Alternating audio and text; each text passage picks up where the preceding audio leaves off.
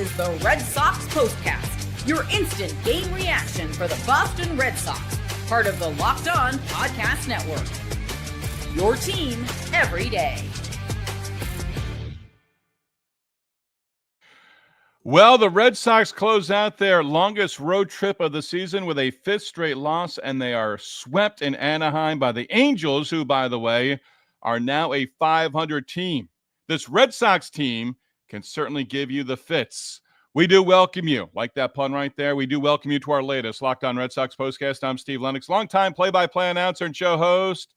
Here to remind you that Wade Boggs broke into pro ball with the Elmira Pioneers in the New York Penn League way back in 1976. At age 18, did not make his major league debut with the Red Sox until 1982 when he was 23. We are providing reaction every Red Sox game on the Locked On Red Sox YouTube channel. Our Locked On Red Sox postcast also available on the Locked On Red Sox podcast feed, which is free and available wherever you get your podcasts. The Red Sox still have not won a start by Richard Fitts since he made his major league debut in 2024 for the Red Sox. The Red Sox led this game 2-0.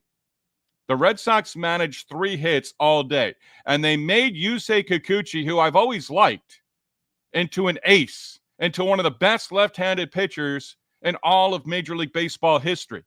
That's really not true, but that's what he looked like over 7 innings in the start against the Red Sox on Wednesday. Audience participation is encouraged.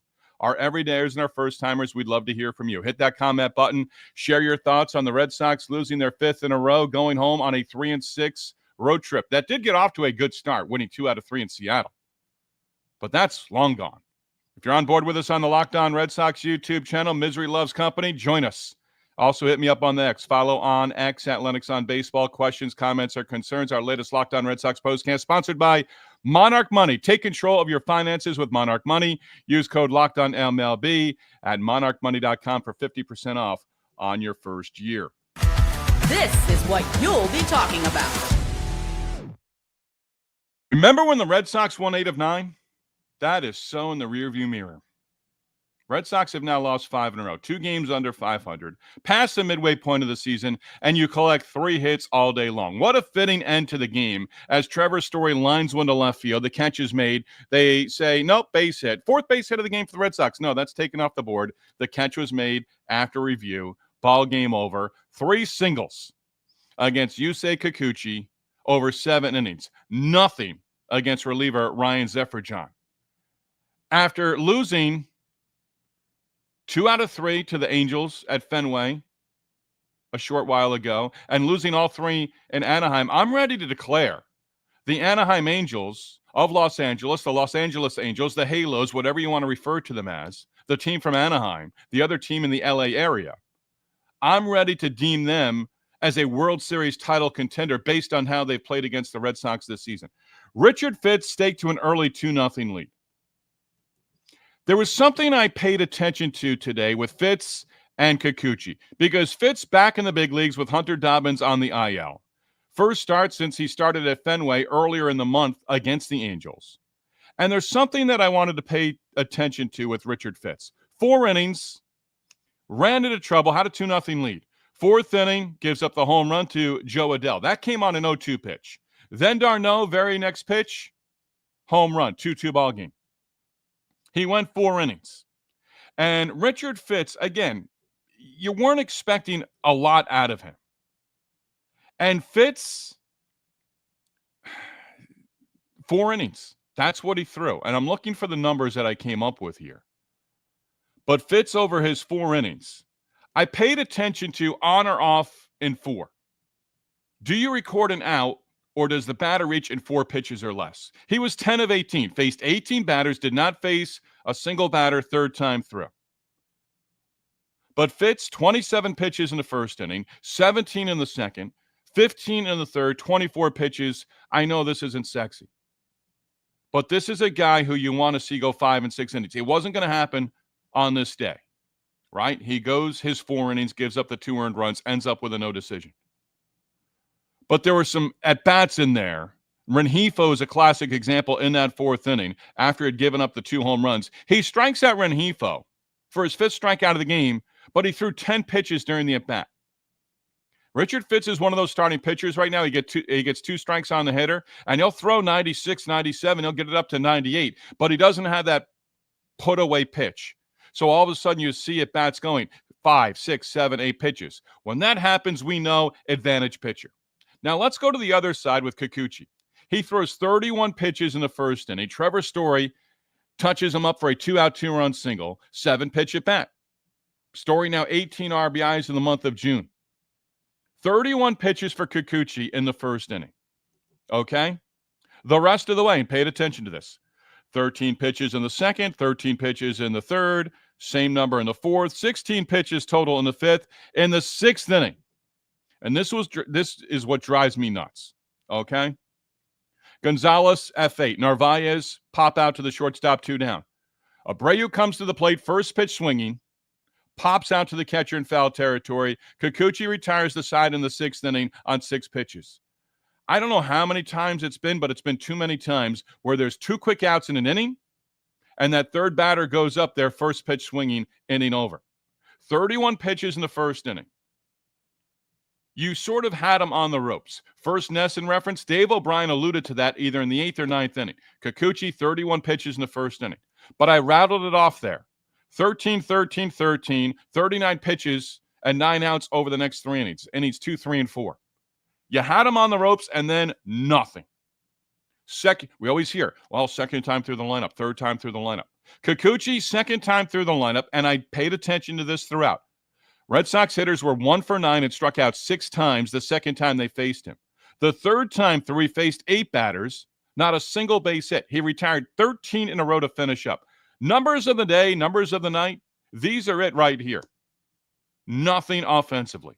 6th time this season and the 3rd time in the month of June where the Red Sox do not collect a single extra base hit. 2-0 lead, 5-2 loss. Adell, let me say this about Jo Adell because I got to thinking about this as well. There's been a lot of back and forth, and I love it. After we're done with our Locked On Red Sox postcast, people continue to put comments on the Locked On Red Sox YouTube channel. You can also do that on X at Lennox on Baseball. And I do my best to go back and forth with people. Our guy Dan, my guy Dan, we've been doing that lately. We've been doing that a lot. Dan, I say, is a young guy. He's a lot younger than me. I like going back and forth. I'm not saying Jo Adell was the same type of prospect, but he was a highly touted prospect. He's now a big league veteran. But Jo Adell's starting to get it. He really is. 10 home runs, by the way, in 6 games for the Angels. And Adell left the ballpark twice in 2 games against Richard Fitz. But Jo Adell, huge prospect, and really starting to come into his own now. I'm not saying that's Marcelo Meyer. It's going to take a few years. I'm not saying that's Roman Anthony, but you do have to be patient. Jo Adell, I don't know what the total numbers were in the 5 or 6 games that he played against the Red Sox, but he did some damage, including the home run that got the Angels on the board in the 4th inning. 5 straight losses, 2 games under 500, and now 6 in a row at home. 13 of the final 16. Right now, you're limping. You're limping towards the All-Star break, and you shouldn't be. You really shouldn't be. But this is a stretch right now, and Will Middlebrook said it. After the All-Star break, it's the Cubs, it's the Phillies, and the Dodgers. Right now, 3 first-place teams. Right now, you've got 13 of 16 at home going into the All-Star break. And you find out, and it was wishful thinking, but it looks like Alex Bregman does not return until after the All-Star break. I'm not sure if it's going to be game 1 against the Cubs or maybe a weekend. Remember last year with Tristan Casas, we were at the point a year ago, a couple of weeks before the All-Star break. He's going to be back. He's going to be back. He's going to get this offense going. It was still deep into July, I believe, before Casas made his return, or maybe even early August. I forget at this point in time. It's a tough one to watch. More strikeouts. Zephyr John did his job over 2 innings, had a 3-run lead, and just did his job out of the bullpen. Red Sox bullpen, not so much. Guerrero, when Guerrero's at AAA, I wanted him in the big leagues. Right now, he's just another reliever. He's just another arm out of the bullpen. 2/3 of an inning, 2 walks, 2 hits, 2 earned runs allowed. Bernardino gives up a run, 2/3. Kelly, inning and 2/3 scoreless with 4 strikeouts. but Zach Kelly could be just like that line from Luis Guerrero next time out. And Alcala pitches 1 inning, a walk, and a strikeout. You're now 0-10 with Richard Fitz making a start for the Red Sox 24 and 25 baseball seasons. I'm going to do my best. It's all you in our second segment. These are just things that I update daily and can rattle off the top of my head as we get into Showtime and our latest Locked On Red Sox postcast. Kikuchi made him look like Sandy Koufax. Tom Glavine, slider, fastball. Kikuchi made some adjustments. When have the Red Sox ever made adjustments in-game with their hitters? And Abreu goes up there, first pitch swinging. After Kikuchi retired the first 2 batters in quick order, that in the 6th inning. And that's not my at-bat of the game. I think Darno, when he tied it up with the home run, that's kind of my at-bat of the game because at that point in time, you felt like you were down. You were up 2-0. You were up 2-0 until the bottom of the 4th inning. Did it feel like you were up 2-0? Because all of a sudden, Kikuchi was dialed in after the first and after giving up the 2-run single with 2 outs to Story. But did you you sit down and you're like, okay, how are they going to lose this one? Well, here's a new way. Jump out to an early lead, get shut down over the next 6 innings by the starting pitcher. I don't want to call him dominant, but he was. Hitters can get themselves out. I think the Red Sox proved that on Wednesday in dropping the finale and getting swept for the 3rd time on the road this season. Your comments, I'll probably throw in a couple of numbers of the day more because that's what I do on occasion. But we do get to your comments and your frustration. Locked On Red Sox postcast. 5 straight losses after you won 2 out of 3 in Seattle. And a lot of people are saying you're lucky you won 2 out of 3 in Seattle. This easily could have been a 2-6 road trip. I don't even want to think 1-7 or 2-7 road trip. This could have been a 2-7 road trip. Very easily if the Mariners were able to squeak by and get one of those 2 losses that they had to open up this trip for the Red Sox. Glad you're on board. I know we all just want to bang our head into the table right now, into the wall, wherever you want. Locked On Red Sox postcast, Locked On Red Sox, your team every day, presented by Monarch Money. Ever wish managing your money felt easier? With Monarch Money, it can. Whether you're growing your savings or planning a big purchase, Monarch puts you in the driver's seat. It's like having your own personal CFO, giving you full visibility and control over your finances. Monarch Money is more than a budgeting app. It's a complete financial command center. You can track all of your accounts, investments, spending in one place. So in addition to managing your money, you're also building wealth. With Monarch Money, you can track your daily and monthly spending, gain an understanding of where you might be able to cut back and save. Take control of your finances with Monarch Money. Use code LOCKEDONMLB at monarchmoney.com, and you're going to receive 50% off on your first year. That's monarchmoney.com, code LOCKEDONMLB for half off on your first year. Locked On Red Sox postcast also presented by Rugiet. Guys, you've probably heard of Viagra or Cialis, and maybe you've even tried them. But if you're looking for something beyond the usual pill, it's time to meet Rugiet Ready. Rugiet Ready is a next-gen prescription treatment designed to amplify arousal in the brain and also boost blood flow. Unlike the usual pills that can take hours, Rugiet is a 3-in-1 formula that dissolves under your tongue. Kicks in fast, on average, in 15 minutes. Effects can last up to 36 hours, so you can stay confident and control when the moment is right. If traditional options have not worked for you, Rugiet might be the answer. Over 150,000 men have already made the switch. Rugiet connects you with a board-certified doctor and ships your treatment discreetly to your door. You can even read real customer reviews on the website. It's helping a lot of people feel more confident and present in the moment. Head to Rugiet.com/LockedOnMLB and use code LockedOnMLB for 50% off today. That's Rugiet.com/LockedOnMLB and use promo code LockedOnMLB for 50% off. Individual results may vary with prescription treatment. Compounded drugs are permitted to be prescribed under federal law, but are not FDA approved and do not undergo FDA safety effectiveness or manufacturing review. Please visit Rugiet website for full safety information.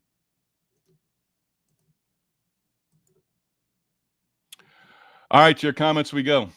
Who's our leadoff hitter? Adam Baum. 14 strikeouts, 3 hits. This team is a joke. Offensively right now, I don't like using that word, but pathetic comes to mind. Adam Bomb not hitting it on the head. Allie Batts, it's been a while.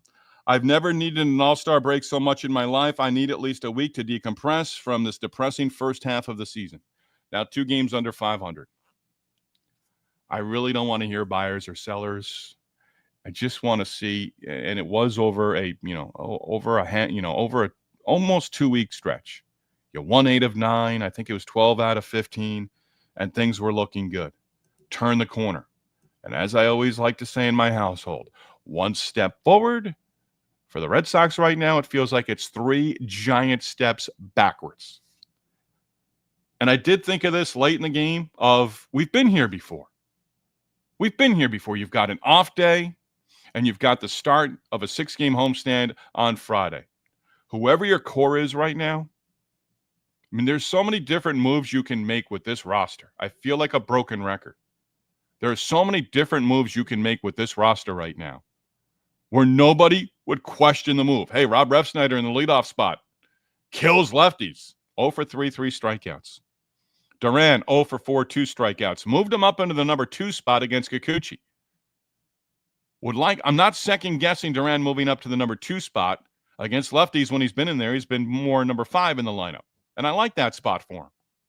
But moves up to the number 2 spot and goes 0 for 4, reaches on an error in that first inning and strikes out a couple of times. Gonzalez, if you're in there, I mean, one of the singles, one of the 3 base hits. Narvaez, 1 for 4. Had his base hit on a 2-strike pitch. Abreu in there against a lefty, 0 for 3, 2 strikeouts. The reason I would consider moving Wilyer Abreu is because are you really going to be able to go with all the left-handed bats in this lineup in the future? You've got a ton of left-handed bats. This is a lineup that's going to be you're going to be able to pitch to this lineup, especially with these guys as young as they are. Meyer, even throw Duran in there, even though the age is older than these young guys. Abreu, second full season in the big leagues, rookie last year. And Abreu, to me, and I don't know that you're selling high necessarily on him. You were more last offseason. But there's just so many left-handed bats in the lineup. Cedar Rafaela back to being Cedar Rafaela. Maybe he's cooling off again. Meyer struck out once, 0 for 3. I mean, just the holes up and down the lineup. They're there. Cody, way to cap off a dismal series to end an even worse road trip. Tried to stay out of panic mode this season, but we need Bregman to breathe some life into this squad. What's happening to the pitching? Fitz, all of a sudden just ambushed.